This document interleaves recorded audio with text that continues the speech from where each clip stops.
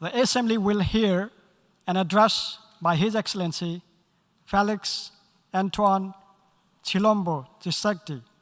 President of the Democratic Republic of the Congo. I request protocol to escort His Excellency.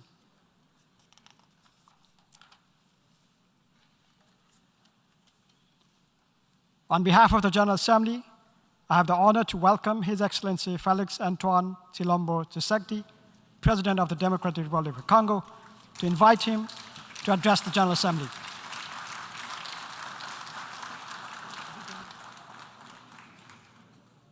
Monsieur le Président de l'Assemblée générale des Nations unies, Monsieur le Secrétaire général des Nations unies, Mesdames et Messieurs les chefs d'État et de gouvernement, Mesdames et Messieurs les chefs de délégation, c'est pour moi un grand honneur et un réel plaisir de prendre la parole du haut de cette tribune pour faire entendre la voix de mon pays, la République démocratique du Congo, sur les principales questions qui préoccupent au plus haut point la communauté internationale actuellement. Monsieur le Président, je voudrais néanmoins, avant toute chose, vous féliciter pour votre élection à la présidence de la 77e session ordinaire de l'Assemblée générale des Nations unies. Je suis convaincu que vous donnerez le meilleur de vous-même pour la réussite de cette session et vous garantis tout le soutien de mon pays. Monsieur le Président, les défis majeurs auxquels l'humanité fait face actuellement sont les suivants. La sécurité et la paix pour tous, la maîtrise des changements climatiques, la relance de l'économie mondiale après la Covid-19, la lutte contre la pauvreté et la promotion du bien-être collectif. Ces principaux défis sont complexes et intimement enchevêtrés. Conscient de cette réalité, je salue le choix judicieux et la pertinence du thème central de ces assises, à savoir un tournant décisif des solutions transformatrices face à des défis intriqués. À l'évidence, le relèvement de ces défis exige plus de concertation, plus de coopération et plus de solidarité entre les États et les nations. Le maintien de la paix et la sécurité internationale constituent le fondement et l'objectif primordial de la création de l'Organisation des Nations unies. Ni l'indifférence, ni l'immobilisme, ni l'attentisme de sa part ne sont par conséquent admissibles face à toute menace contre la paix et la sécurité internationale. À ce jour, la question de la sécurité et de la paix internationale se cristallise autour de la lutte contre le terrorisme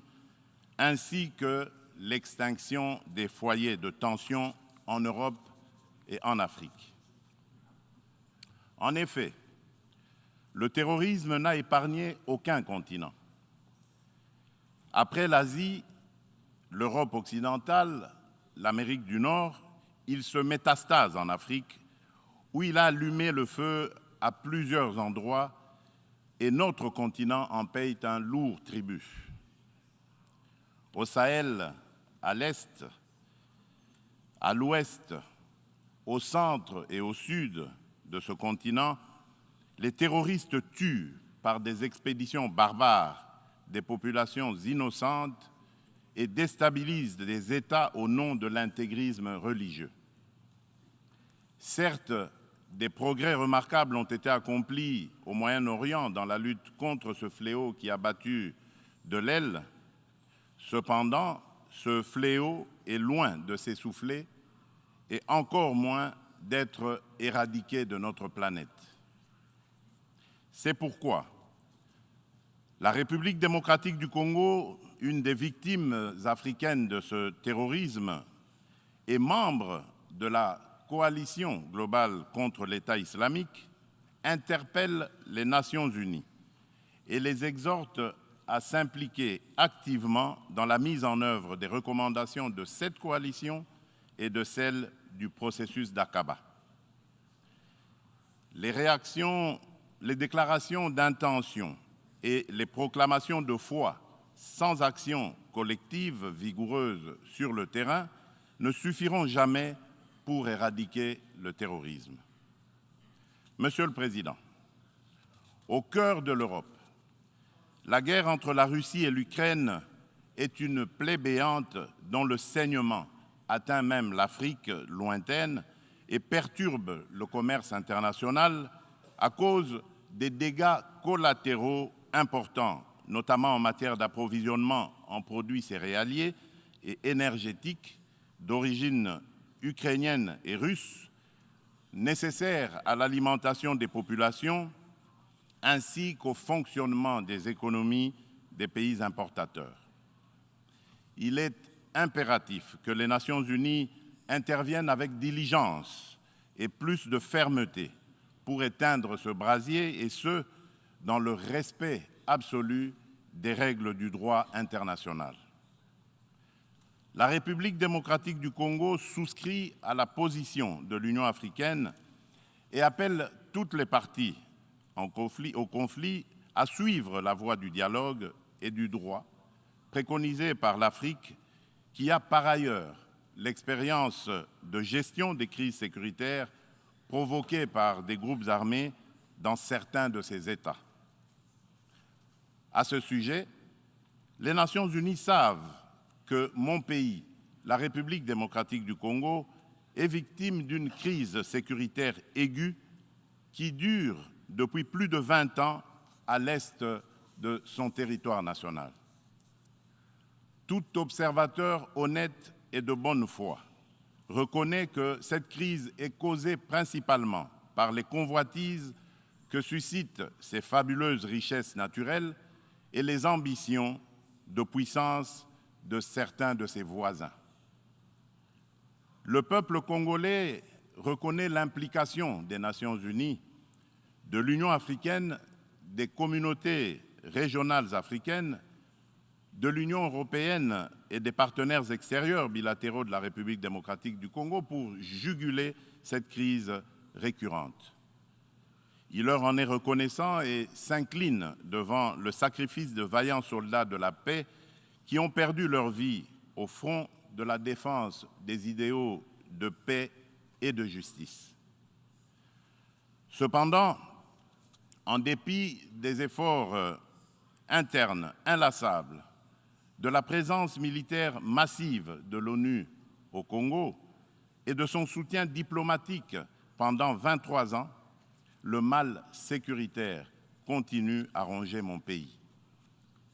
Afin d'éradiquer définitivement l'insécurité, restaurer une paix durable et assurer la stabilité à l'est de la République démocratique du Congo,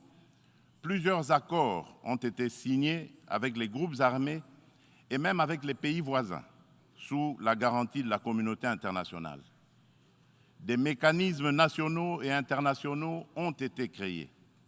Toutes ces perspectives de règlement définitif du conflit n'ont duré que l'espace de quelques mois. Vite,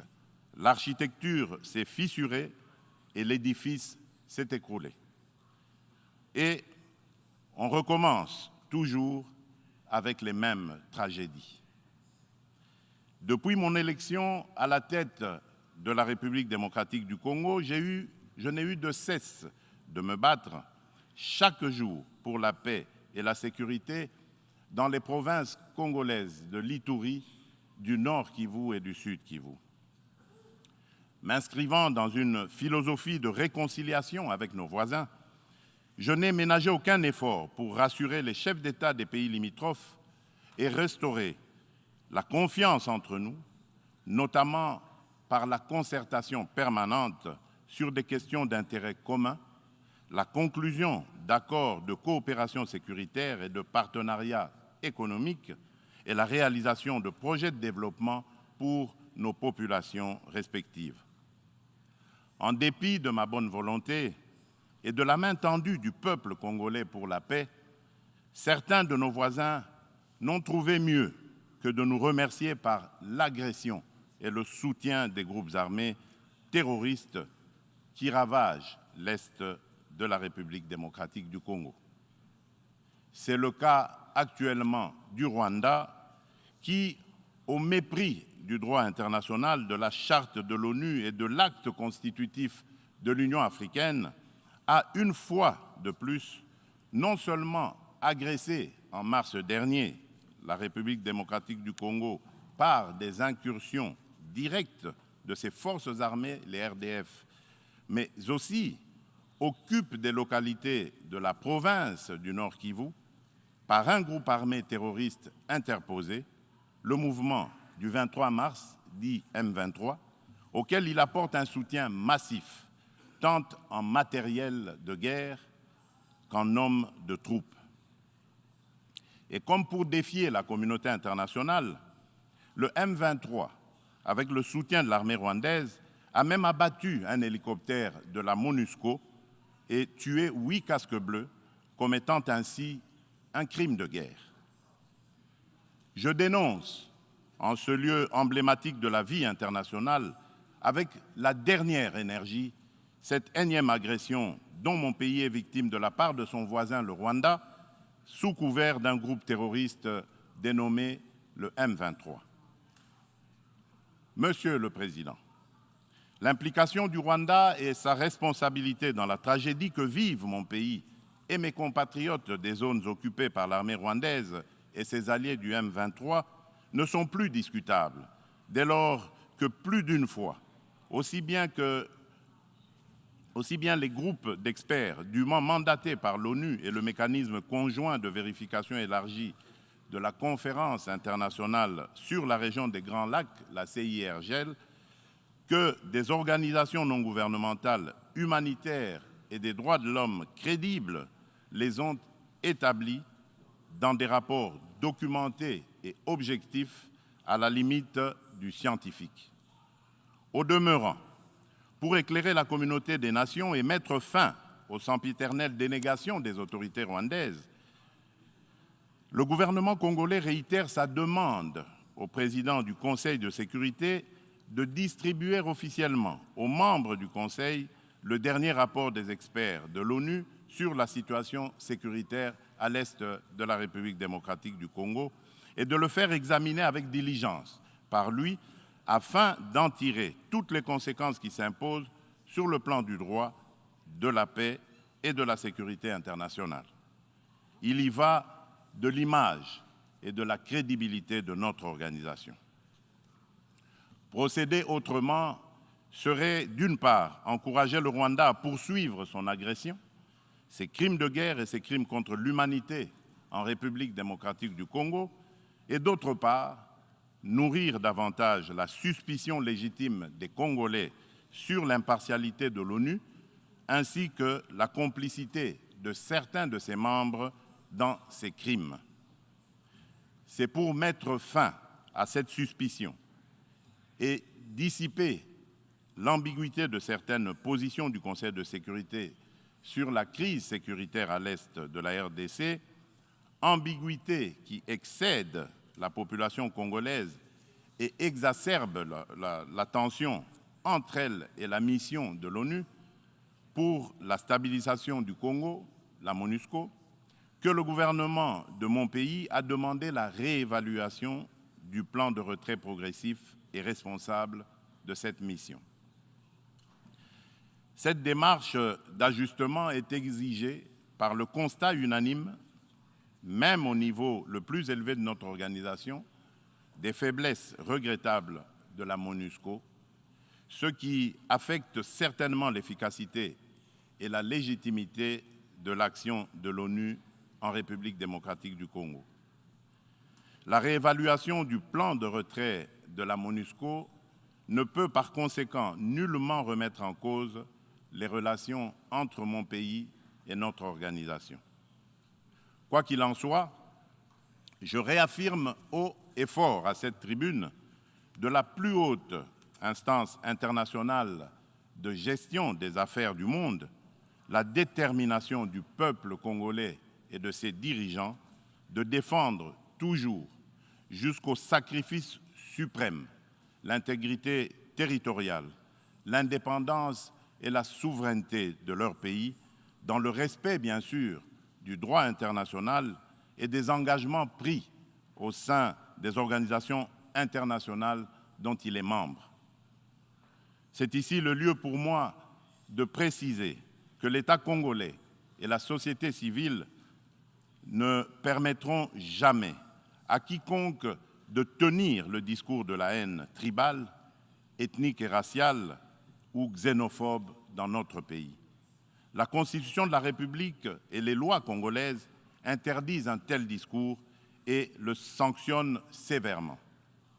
Nul ne peut donc prétexter de ce discours imaginaire pour justifier des aventures criminelles au Congo, diviser les Congolais et fragiliser l'unité nationale à laquelle tous mes compatriotes tiennent. La République démocratique du Congo n'est pas et ne sera jamais génocidaire. De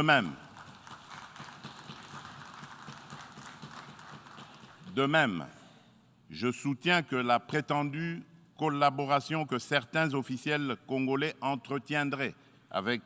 les opposants rwandais des forces démocratiques pour la libération du Rwanda, les FDLR, dont se servent les dirigeants rwandais pour justifier les agressions répétées de la RDC, est un alibi qui n'est corroboré par aucun fait avéré sur le terrain. En effet, les FDLR ont été décapités et réduites à néant par les forces armées de la République démocratique du Congo, les FARDC, en étroite collaboration avec l'armée rwandaise dans le cadre des opérations conjointes menées il y a quelques années. La République démocratique du Congo a en outre rapatrié plusieurs éléments des FDLR et leurs familles. Dès lors, les Congolais se demandent de quel FDLR parle-t-on? Quel est le mètre carré du territoire rwandais occupé par ces fantomatiques FDLR?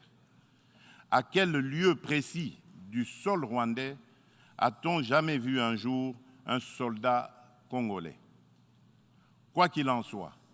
la République démocratique du Congo reste disponible pour toute action répressive contre tout groupe armé qui tenterait de troubler la paix et la sécurité dans un pays voisin et dans la région des Grands Lacs. Monsieur le Président, le peuple congolais demande aux Nations unies, à l'Union africaine, aux communautés régionales africaines et aux partenaires de la République démocratique du Congo de ne plus se fier aux dénégations éhontées des autorités rwandaises et de contribuer plutôt au rétablissement de la sécurité, à la construction d'une paix durable et à la création de conditions nécessaires à une coopération fructueuse dans la région des Grands Lacs et pour le bien de tous. À cet effet, il est nécessaire de voir ceci. 1. Rendre effectif le retrait immédiat du M23 des localités occupées, le retour des déplacés congolais de ces localités à leur domicile et la cessation sans condition du soutien de l'armée rwandaise à ce groupe terroriste, selon l'esprit et la lettre de la feuille de route de Luanda, convenue entre la République démocratique du Congo et le Rwanda, ainsi que des déclarations successives du Conseil de sécurité de l'ONU, du Conseil de paix et de sécurité de l'Union africaine, de la Communauté d'Afrique de l'Est, la CAE, et de la Communauté pour le développement de l'Afrique australe, la SADC. 2. Multiplier les pressions sur le Rwanda et le M23, dont les dirigeants sont du reste sous sanction de l'ONU, et montrer plus de fermeté à leur égard pour qu'ils respectent les positions prises par les organisations internationales précitées. 3. Appuyer la poursuite du processus de paix de Nairobi, les discussions de Luanda entre la République démocratique du Congo et le Rwanda, et le déploiement de la force régionale de l'Afrique de l'Est, dont le statut et les règles d'engagement viennent d'être signés le 8 septembre dernier à Kinshasa, successivement par le gouvernement congolais et le secrétariat général de la CAE, d'une part, et d'autre part, par les FARDC et le commandement de cette force régionale. 4. Encourager le président honoraire du Kenya, le président Uhuru Kenyatta, et le président de l'Angola, de la République d'Angola, João Lourenço, médiateur de la CAE et de l'Union africaine dans la crise sécuritaire en République démocratique du Congo, à poursuivre leurs bons offices. 5. Lever tout obstacle à la restructuration par la République démocratique du Congo de ses forces armées et de défense, à la montée en puissance de celles-ci pour mieux remplir ses missions régaliennes, notamment par la levée pure et simple de toutes les mesures restrictives de l'acquisition d'équipements militaires, quelle qu'en soit la forme édictée par le Conseil de sécurité de l'ONU.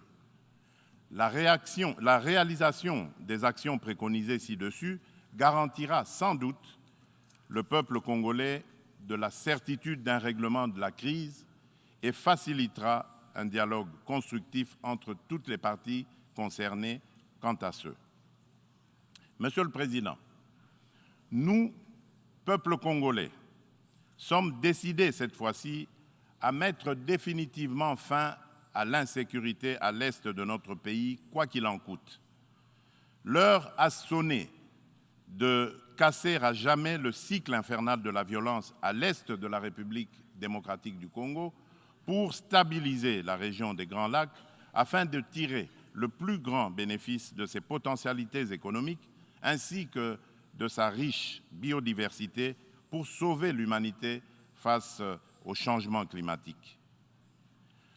La gestion de ces changements pose deux problèmes fondamentaux, à savoir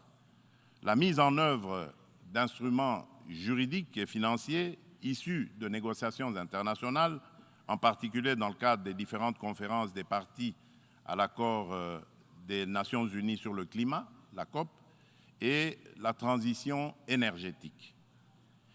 Il est temps, d'une part, de mettre fin à l'exécution sélective des engagements souscrits par les pollueurs et d'autre part, de compenser au nom de la justice climatique les efforts fournis par les pays moins pollueurs, dont ceux de l'Afrique, pour préserver l'environnement dans l'intérêt de toute notre planète.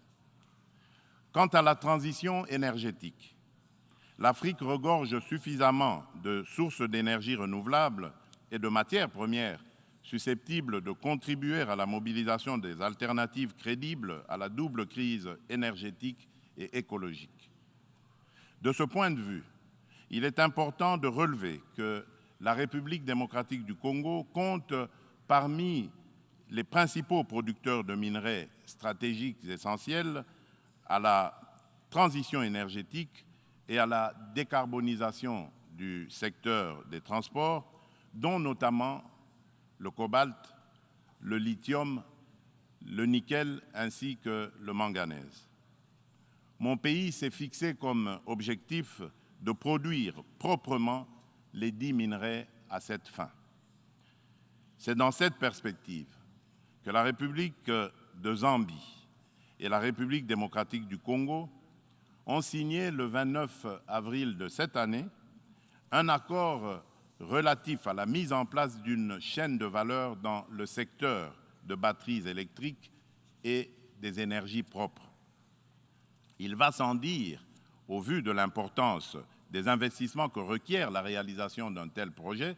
que l'implication des partenaires est particulièrement indispensable, notamment en termes d'apport en capitaux et en technologies adaptées. En outre, afin de soutenir le programme de transformation verte des économies sur le continent africain et de rencontrer la demande d'énergie croissante dans le monde, mon pays a pris l'option de valoriser son immense potentiel en matière d'énergie renouvelable, dont l'hydroélectricité, le solaire, la géothermie et l'exploitation de ces gisements gaziers. De ce fait, la République démocratique du Congo se présente comme un atout à la réalisation de l'agenda 2063 de l'Union africaine à travers la mise en œuvre du projet Grand Inga, lequel pourrait également s'avérer bénéfique pour une partie de l'Europe et du Moyen-Orient. C'est dans cette perspective qu'elle est heureuse d'abriter les travaux préparatoires de la 27e conférence des parties sur le climat, la pré-COP 27, qui se tiendront à Kinshasa le mois prochain. Monsieur le Président, je saisis cette opportunité pour apporter de la lumière sur le volet environnemental de l'appel d'offres lancé le 28 juillet dernier par mon pays pour l'exploration de ces 27 blocs pétroliers et 3 blocs gaziers, appel qui semble faire inutilement polémique sur la place publique internationale. À ce sujet, il convient de rappeler qu'aucun instrument juridique international pertinent ratifié par la République démocratique du Congo ne lui interdit d'exploiter ses ressources naturelles pour cause de protection de l'environnement ou par crainte de l'aggravation du réchauffement de la planète. Ensuite, l'accord de Paris de 2015 reconnaît aux pays en voie de développement le droit d'émettre le CO2 pour le développement, mais en prenant des précautions pour le climat mondial à travers leur contribution déterminée à l'échelle nationale, la CDN. Ainsi, le gouvernement de la République démocratique du Congo s'est fixé comme objectif d'exploiter, dans le respect des normes environnementales, les ressources naturelles du pays et de les transformer localement pour leur donner de la valeur ajoutée et booster l'économie nationale, notamment par la création des richesses liquides et des emplois afin d'améliorer les conditions de vie des populations congolaises. Des stratégies et mesures adéquates ont été adoptées et prises pour éviter des impacts négatifs sur l'environnement. Elle prévoit, à l'instar d'autres pays d'Afrique et d'Europe qui ont relevé ce défi,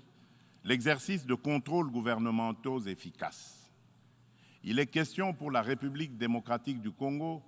d'atteindre ses objectifs économiques et sociaux en préservant ses forêts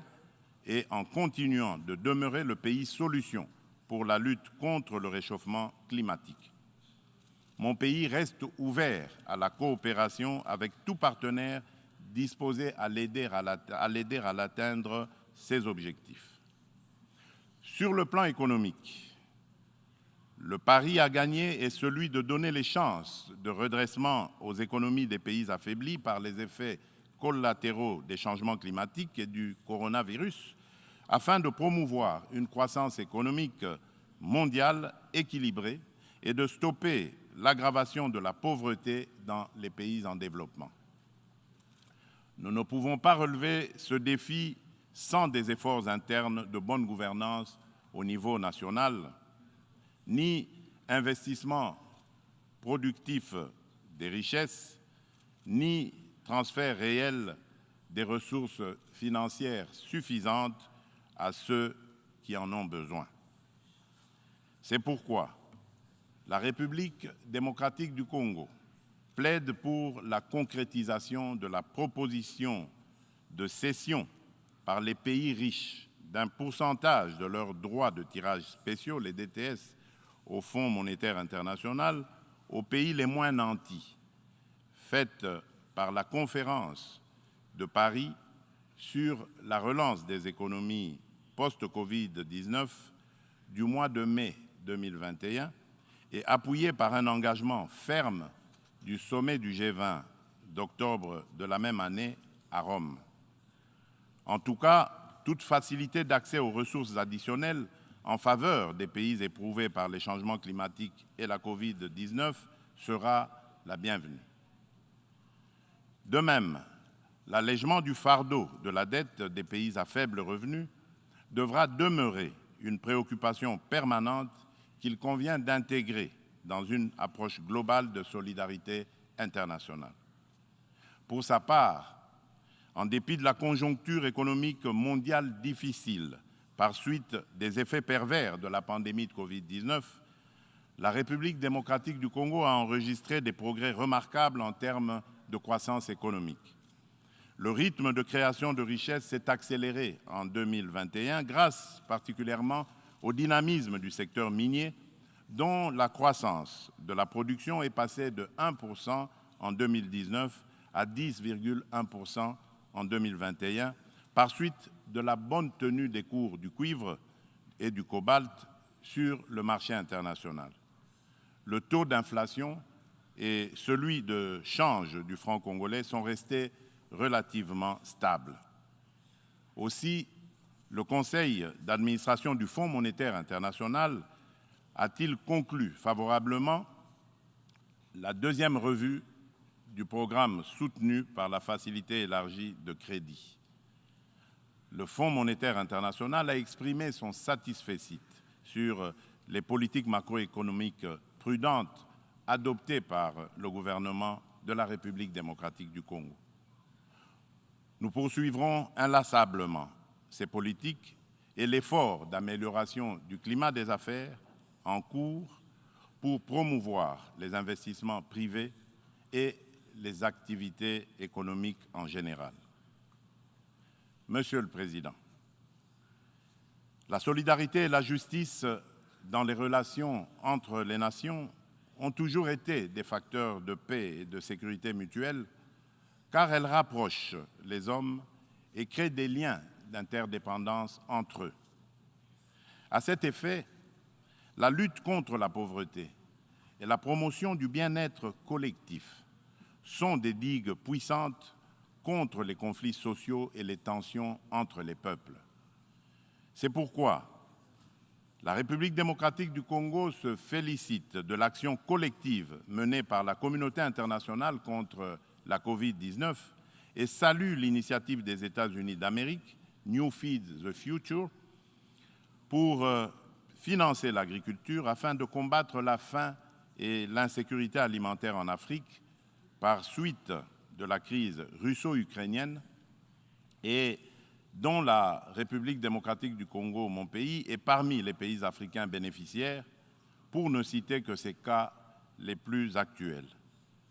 Mon pays appelle à de telles actions et initiatives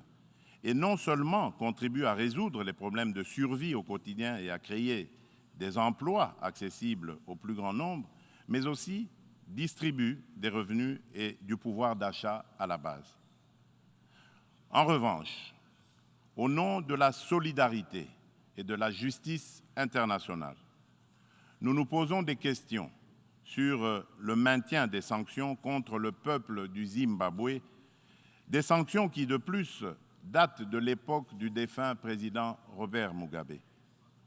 Pourquoi notre organisation est-elle si silencieuse et si indifférente à cette injustice à la limite du crime contre un peuple innocent? En ma qualité de président en exercice de la Communauté pour le développement de l'Afrique australe, la SADC, je lance un appel pressant aux Nations unies de mettre tout en œuvre pour obtenir la levée immédiate des sanctions contre la République du Zimbabwe et son peuple.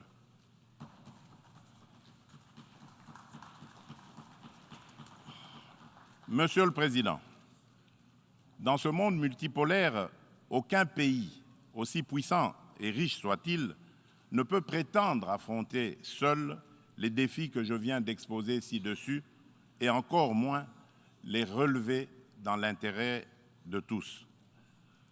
L'importance des enjeux, la complexité des problèmes à résoudre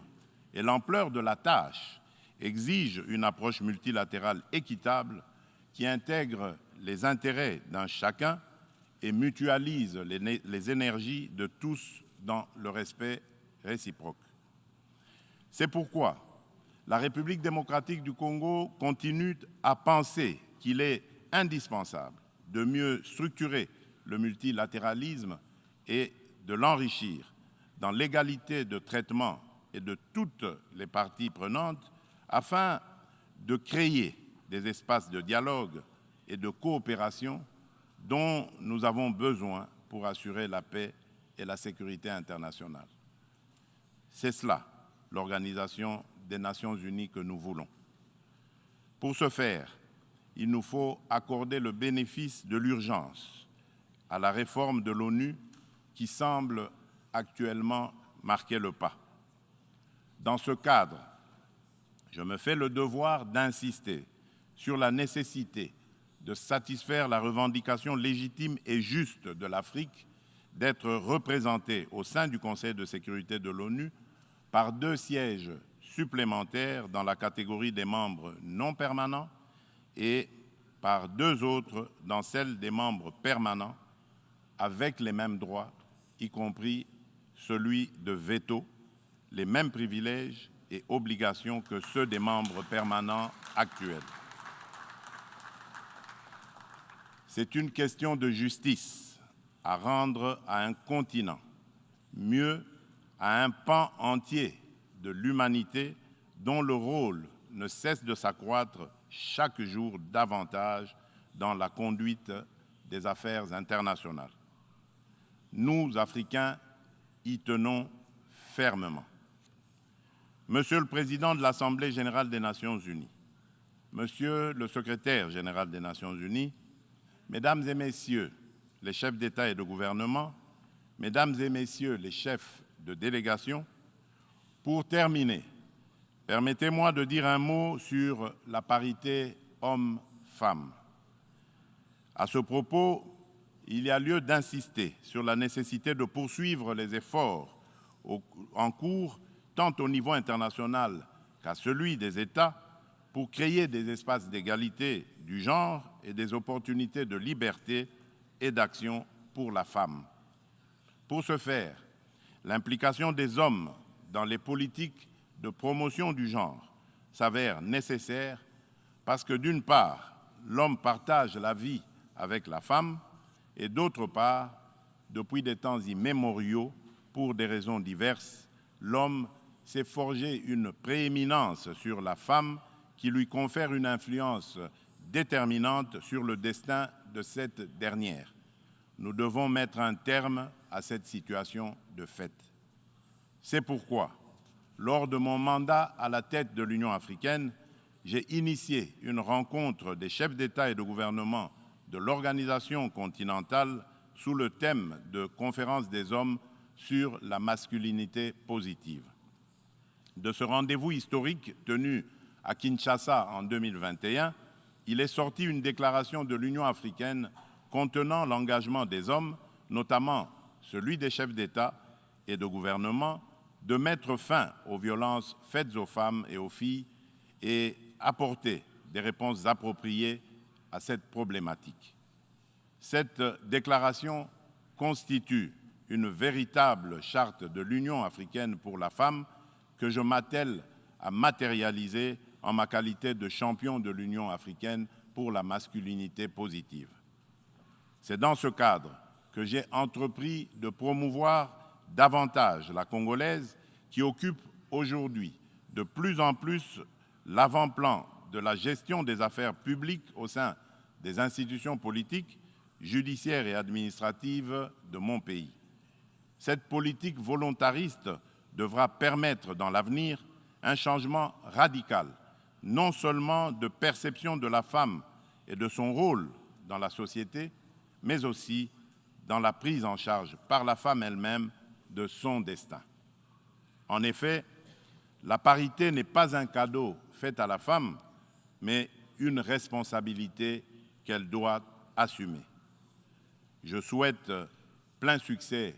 aux travaux de la 77e session ordinaire de l'Assemblée générale. Je vous remercie.